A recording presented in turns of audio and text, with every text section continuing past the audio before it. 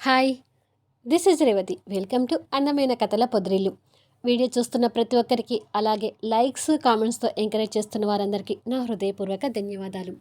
ప్రేమ మనసులో episode number 108. లాస్ని పెళ్లి చేసుకోమని అడగటానికి అశోక్ శ్రీరామ్ ఉంటున్న బస్తీకి వచ్చి శ్రీరామ్ ఇంటి ముందు కారు ఆపుతాడు. కారు దిగగానే ఆ మురికివాడ ప్రాంతాన్ని చుట్టూ చూస్తుంటాడు. ఒక ఆమె తన ఇంటి అరుగు మీద కూర్చొని బొగ్గుతో పళ్ళు తోముతూ కనిపిస్తుంది. నీళ్ళ ట్యాంకర్ దగ్గర ఆడవాళ్ళు ఒకరికొకరు సిగలు పట్టుకొని నీళ్లు పట్టుకోవడానికి యుద్ధాలు చేస్తుంటారు. మరొకరి ఇంటి ముందు మొగుడిని చీపురి కట్టతో కొడుతూ, దొంగ సచ్చినోడా, తాగి రావద్దంటే తాగొస్తావు అని వాంచుతుంటుంది. మరో పక్క పిల్లలు మట్టిలో ఆడుకుంటూ కొట్టుకుంటూ ఒకరి మీద ఒకరు మట్టి పోసుకోవడం కనిపిస్తుంటుంది. అశోక్ అదంతా చూసి కాస్త భయపడుతూ, లాస్యని గొప్ప ఇంటికి కోడలు చేయాలని అమ్మ ఎన్నో ఆశలు పెట్టుకుంది. ఈ లాస్య తిక్క పని చేసి అమ్మ ఆశలన్నీ అడి ఆశలు చేసింది అనుకుంటూ శ్రీరామ్ ఉంటున్న పెంకిటిల వైపు చూస్తాడు. లోపల శ్రీరామ్ నోట్బుక్లో ఉన్న రేణు బొమ్మ వైపు అభిమానంగా చూస్తూ నులక మంచం మీద కూర్చొని బాధపడుతుంటాడు. అశోక్ గుమ్మం దగ్గరికి వెళ్ళి తలకు కొట్టుకునేటట్టుగా కిందిగా ఉన్న పై గుమ్మం వైపు చూసి, ఒకప్పుడు అశోక్ ఆ ఇంటికి వచ్చినప్పుడు, నా ఇంటికి వచ్చినప్పుడు తల దించుకొని రావాలి అని శ్రీరామ్ చెప్పిన మాటల్ని గుర్తు చేసుకొని తల దించుకొని లోపలికి అడుగుపెట్టి నోట్బుక్ పట్టుకొని కూర్చున్న శ్రీరామ్ వైపు చూస్తూ శ్రీరామ్ అని పిలుస్తాడు.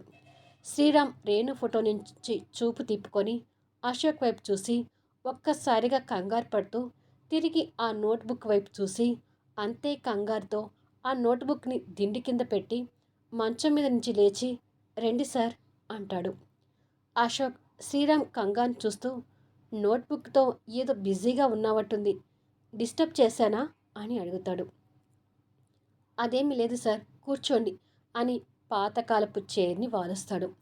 పర్వాలేదులే శ్రీరామ్, నీతో ఒక విషయం గురించి మాట్లాడడానికి వచ్చాను అంటాడు. ఏంటి సార్ అది అని అడుగుతాడు. ముందుగా నేను మాట్లాడేదేమిటంటే, నీకు ఎన్ని కృతజ్ఞతలు చెప్పినా సరిపోదు శ్రీరామ్. ఆ రోజు నన్ను ఆ హోటల్ రూమ్ నుంచి తప్పించబోయి ఉంటే నా పరిస్థితి, రేణు పరిస్థితి ఎలా ఉండేదో తలుచుకుంటేనే భయంగా ఉంది. అసలు మా ఇద్దరి పెళ్ళి జరగటానికి నువ్వే కారణమని తెలిసిన తర్వాత నీకు లైఫ్ లాంగ్ రుణపడి ఉన్నామని అర్థమైంది అని అంటాడు. అలా అనకండి సార్. మీరు అమెరికా వెళ్ళిన తర్వాత రేణు మేడం మీకు దూరమై ఎంత బాధపడ్డారో నేను దగ్గరగా చూశాను. రేణు మేడం ఆ 2 సంవత్సరాలు పైకి గంభీరంగా కనిపించినా మీరు దూరమైన బాధ మాత్రం అనుక్షణం అనుభవించింది. నేను రేణు మేడంని పెళ్లి చేసుకుంటాను అనగానే మీకు రేణు మీదున్న ప్రేమ నా మీద కోపం రూపంలో కనిపించింది. ఇక ఆ రోజే మీ ఇద్దరిని కలపాలనుకున్నాను. ఆ రోజు కావాలనే రేణు మేడంని పెళ్లి చేసుకోబోతున్నట్టుగా నాటకమాడాను. ముందు మీ పెళ్ళి అయితే మీ ప్రేమతో రేణు మేడం మనసు మళ్ళీ మారుస్తారని ఆశించాను. చివరికి నేను అనుకున్నట్టుగానే జరిగి మీరిద్దరూ మనసులు మళ్ళీ ఒకటయ్యాయి. మీరిద్దరి మధ్యకి వస్తున్న లాస్యకి గట్టిగా బుద్ధి చెప్పాలని ఆ రోజు అలా తెగించి తనతో ఆ హోటల్ రూమ్లో ఉన్నాను అని అంటాడు. ఇప్పుడు అదే సమస్య అయింది శ్రీరామ్. నువ్వు మా ఇద్దరి గురించి ఆలోచించావు కానీ లాస్య లైఫ్ గురించి ఆలోచించలేకపోయావు.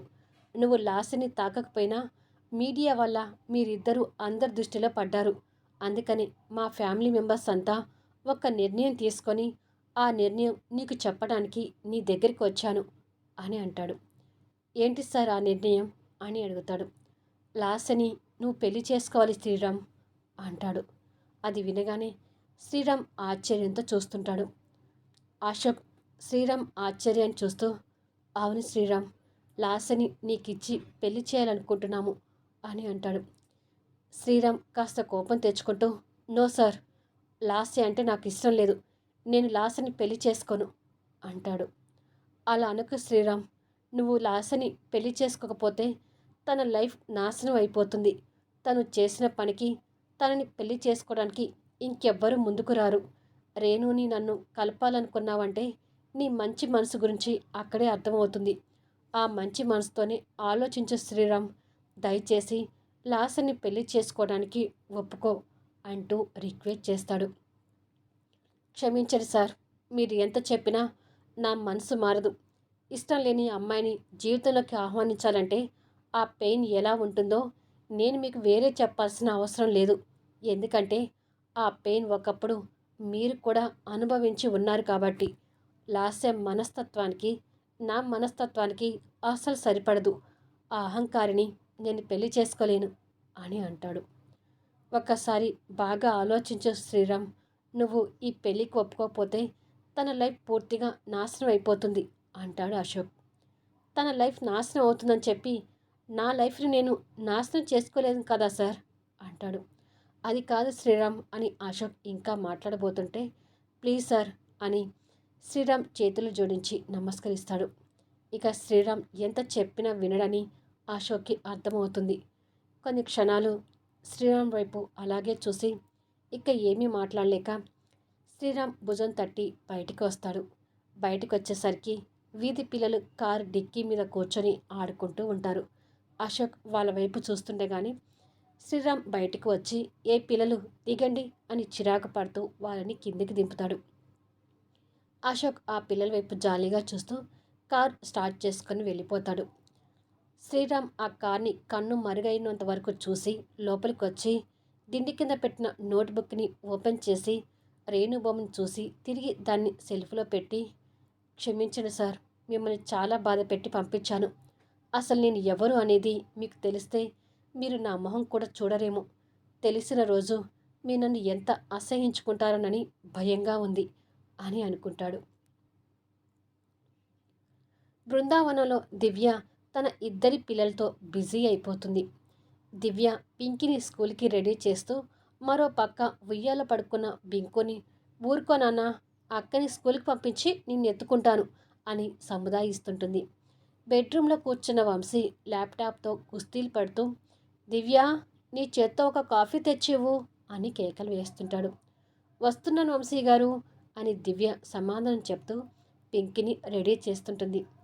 రాజమ్మ పింకీ కోసం లంచ్ బాక్స్ రెడీ చేసి తన బ్యాగ్లో పెట్టి పింకీని నేను రెడీ చేస్తానమ్మా, మీరు వెళ్ళి బాబుని ఎత్తుకోండి అని దివ్య చేతి నుంచి షూస్ తీసుకొని పింకీకి వేస్తుంటుంది. దివ్య బాబుని ఎత్తుకొని సముదాయిస్తుంటుంది. రాజమ్మ పింకీకి షూస్ వేసి బ్యాగ్ తీసుకొని పాపని స్కూల్కి పంపించి వస్తానమ్మా అని అంటుంది. పింకీ తమ్ముడికి ముద్దు పెట్టి బాయ్ పింకు, ఈవినింగ్ స్కూల్ నుండి వచ్చిన తర్వాత ఇద్దరం ఆడుకుందాం అని తమ్ముడికి మరోసారి ముద్దు పెట్టి బాయ్ మమ్మీ అని చెప్పి రాజంతో వెళ్తుంది. దివ్య కూడా పింకీకి బాయ్ చెప్పి పింకీని తీసుకొని బెడ్రూమ్లోకి వెళ్తుంది. బెడ్రూమ్లో ల్యాప్టాప్ కనిపిస్తుంది కానీ వంశీ కనిపించడు. అయ్యో, వంశీ గారు కాఫీ అడిగారు కదా, మర్చిపోయాను. అసలు వంశీ గారు ఎటు వెళ్ళారు అని చూపులు తిప్పబోయేసరికి తన వెనక నుండి కాఫీ కప్ వస్తుంటుంది. తిరిగి చూస్తే వంశీ కాఫీ కప్తో ఎదురుగా ఉంటాడు. అయ్యో, మీరు కాఫీ కలుపుకున్నారా, సారీ వంశీ గారు అని అంటుంది. సారీ నేను చెప్పాలి, ఇద్దరి పిల్లలతో ఇబ్బంది పడుతుంటే అది చూసుకోకుండా నిన్ను కాఫీ తీసుకురమ్మని అడిగాను అని దివ్య చేతుల నుంచి బాబుని తీసుకొని ఈ కాఫీ తాగు అంటూ దివ్యకి కప్పిస్తాడు. మీరు తాగారా అని అడుగుతుంది. తాగి నీకు తీసుకొచ్చాను అంటాడు. థ్యాంక్ యూ వంశీ గారు అంటూ దివ్య కాఫీ తాగుతుంటుంది. వంశీ చేతిలో ఉన్న బింకు బాగా ఏడుస్తుంటాడు. ఒరే బింకు నాన్న, ఎందుకురా అలా ఏడుస్తున్నావు? మన పింకీని రేణుకి జేజమ్మ అనుకుంటే వీడు రేణుకి తాతలాగా ఉన్నాడు దివ్య అంటాడు. దివ్య కాలిక పక్కకు పెట్టి మీ పిల్లలు అలా ఉంటేనే మీరు మాట వింటారు అంటూ వంశీ దగ్గర నుంచి బాబుని ఎత్తుకుంటుంది. నేను మాట విననేమో కానీ నువ్వు మాత్రం ఇద్దరి పిల్లల పడి నన్ను పట్టించుకోకుండా పోతున్నావు. ఇద్దరు సరదాగా కూర్చొని మాట్లాడుకొని ఎన్ని రోజులవుతుంది అంటాడు. అదేమీ లేదు, మీరే బిజినెస్ వ్యవహారాలు పడి నన్ను మర్చిపోతున్నారు. నన్ను మర్చిపోయినా పర్వాలేదు కానీ మీ పిల్లల్ని మాత్రం మర్చిపోకండి అని అంటుంది నవ్వుతూ. ఏంటి, నిన్ను మర్చిపోతున్నానా? నిన్ను మర్చిపోతే నన్ను నేను మర్చిపోయినట్టే మేడం గారు అంటాడు. తన బుగ్గని కొంటెగా నొక్కుతాడు. ఇంతలో వంశీకి అశోక్ దగ్గర నుంచి ఫోన్ వస్తుంటుంది. వంశీ ఫోన్ లిఫ్ట్ చేసి ఏంటి ఫ్రెండ్, శ్రీరామ్ దగ్గరికి వెళ్ళిన పని ఏమైంది కాయ పండా అని అడుగుతాడు. అశోక్ బస్తీ నుంచి వస్తూ కాయ ఫ్రెండ్ అని అక్కడ జరిగింది చెప్తాడు. వంశీ అదంతా విని అవునా, అలా అన్నాడా, ఇప్పుడు ఎలా మరి అని అడుగుతాడు. దివ్యకు కూడా వాళ్ళ మాటలు అర్థమవుతుంటాయి. అశోక్ కార్ డ్రైవ్ చేస్తూ అదే నాకు అర్థం కావట్లేదు ఫ్రెండ్. శ్రీరామ్కి ఎంత నచ్చ చెప్పాలని చూశాను కానీ వినడం లేదు. ఇక లాభం లేదనుకుని తిరిగి వస్తున్నాను. ఈ విషయం చెప్పడానికే ఫోన్ చేశాను. ఉంటాను ఫ్రెండ్ అని ఫోన్ పెట్టేస్తాడు. వంశీ కూడా ఫోన్ పెట్టేసి ఆలోచిస్తుంటాడు. దివ్య కూడా ఆలోచిస్తూ ఆ అమ్మాయి తన జీవితాన్ని చేతులారా నాశనం చేసుకుంది. ఇప్పుడు లాస్యం చూస్తుంటే పాపం అనిపిస్తుంది వంశీ గారు అని అంటుంది. నాకు కూడా అలాగే ఉంది దివ్య అని అంటాడు. ఇంతలో బాబు బాగా ఏడుస్తుంటే పద నాన్న నీకు పాలిస్తాను అని దివ్య అక్కడి నుంచి వెళ్తుంది. వంశీ అంతే నిలబడి శ్రీరామ్ ఈ పెళ్ళి ఎందుకు చేసుకొని అంటున్నాడు, లాస్యని నచ్చకనా లేక శ్రీరామ్ మనసులో రేణుని పెట్టుకొని ఈ పెళ్ళి వద్దంటున్నాడా అని ఆలోచిస్తుంటాడు. అశోక్ రూమ్లో కూర్చొని ఈ విషయం గురించే ఆలోచిస్తుంటాడు. రేణు అక్కడికి వచ్చి అశోక్ని అలా చూసి ఏంటి ఆఫీస్ బాయ్ తెగ ఆలోచిస్తున్నావు అని అల్లరిగా అడుగుతుంది. ఏమీ లేదే అంటాడు.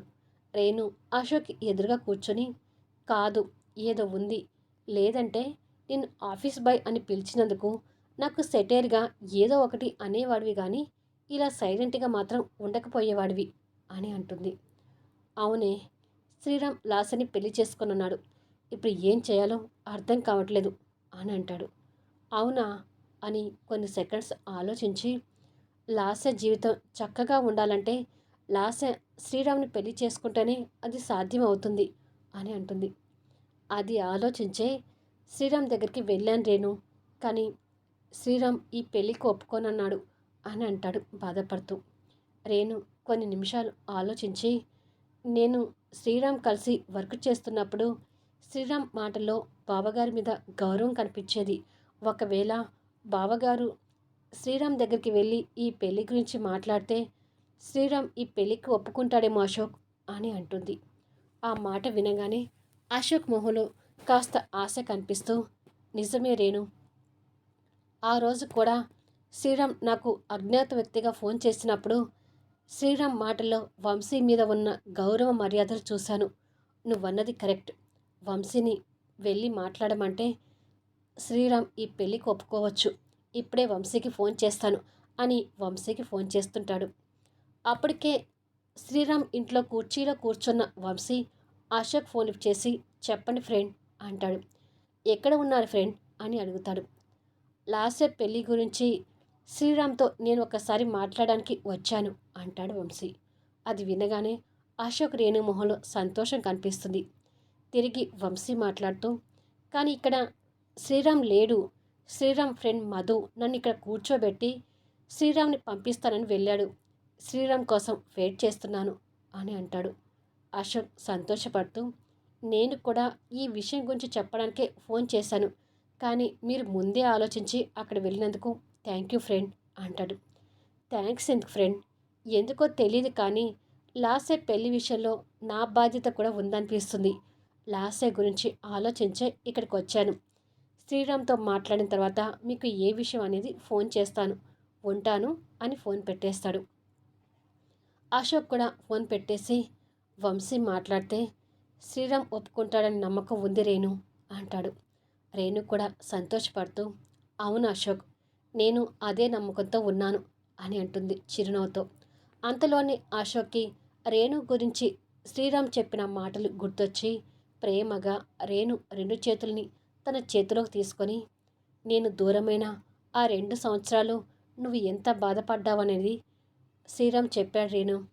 శ్రీరామ్ నీ గురించి అలా చెప్తుంటే నా కళ్ళలో నీళ్ళొచ్చాయి అంటాడు. రేణు కూడా అశోక్ వైపు ప్రేమగా చూస్తూ ఇప్పుడు పాత విషయాలు గుర్తు చేసుకోవడం ఎందుకులే అశోక్, ఎన్ని ఇబ్బందులు బాధలు పడినా ఇప్పుడు మనం ఒక్కటయ్యాము. ఇద్దరం హ్యాపీగా ఉన్నాము. మన ఫ్యూచర్ గురించి ఊహించుకుంటూ సంతోషపడాలి కానీ జరిగిపోయిన దాని గురించి గుర్తు చేసుకొని బాధపడవద్దు అని అంటుంది. అశోక్ నవ్వుతూ కొంటెగా తన్ని మీదకి గుంజుకొని అవును, మన ఫ్యూచర్ గురించి మన శోభనంతో మొదలుపెట్టి ఊహించుకుంటాను అని అంటాడు. ఓయ్, నన్ను ఇలా మీదకి గుంజుకొని మన శోభనం గురించి మాట్లాడితే నాకు భయమేస్తుంది అని అంటుంది. ఎందుకు? నేను ఇప్పుడే తొందరపడి నీతో శోభనం చేసుకుంటానా అంటాడు.